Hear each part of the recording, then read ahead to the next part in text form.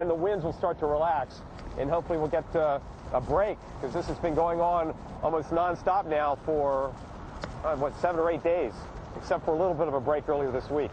Chris and Maria? All right, Mike Seidel, thank you very much.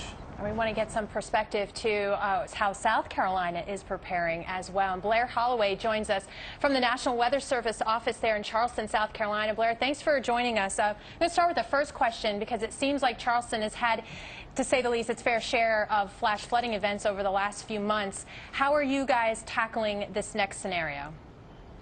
Yeah, like you put it, the heavy rainfall threat is certainly the main focus at this point, with the official Hurricane Center forecast being so far offshore.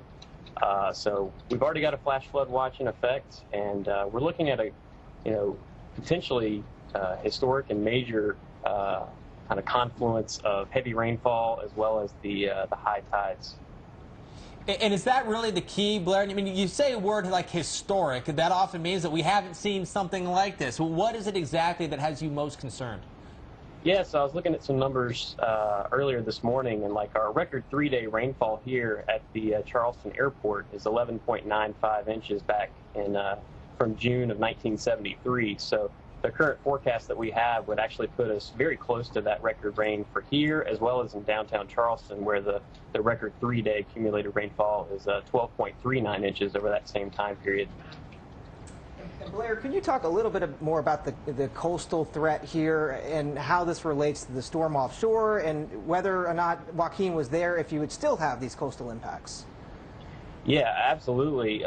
So, with this particular setup, looking at the various models, we're looking at a very tight pressure gradient right along the coast, particularly along the South Carolina coast, along the Charleston County area.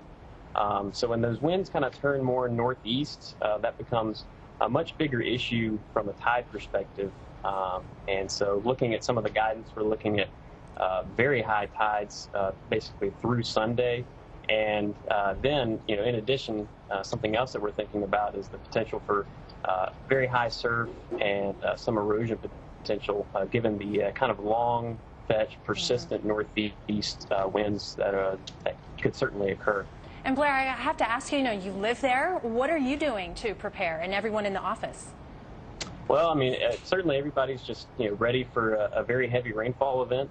We just had, like you said, not too long ago, a few weeks ago, we had a very heavy rainfall event where many areas were flooded out. So just kind of taking preparations to make sure that our property and our families are have everything in order. And then we're just here to serve the people of Southeast South Carolina and make sure that we get the best information out to them that we can.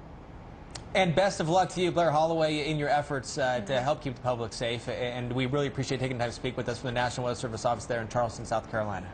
All right, a busy